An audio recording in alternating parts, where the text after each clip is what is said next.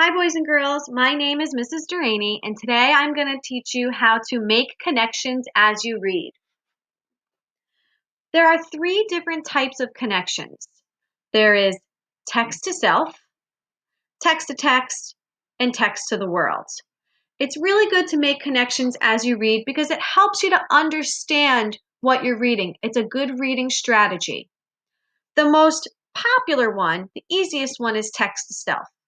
That's when you're reading something and it reminds you of something that happened in your life.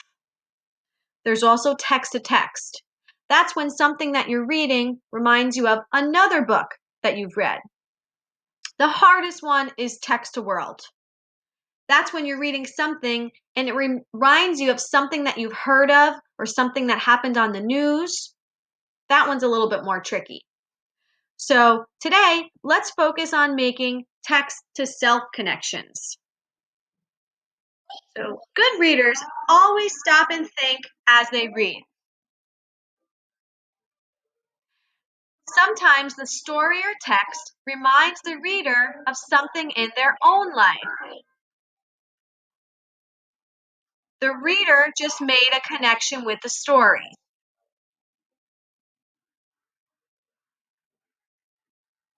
We call this a text to self connection.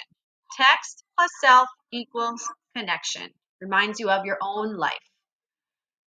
Here are some examples of text to self connections to get you started while you're thinking.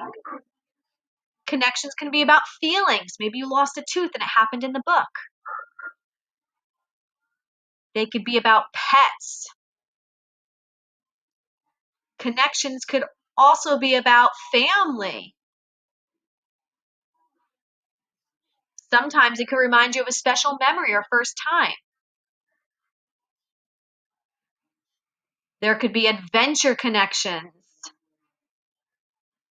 They could also be fancy. So, boys and girls, as you read, try and use this reading strategy and try to make a text to self connection as you're reading.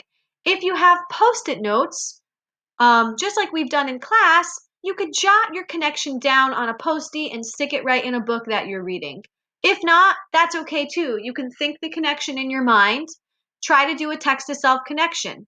Even challenge yourself to try to make a text to text connection or a text to the world connection. Thanks for watching, boys and girls.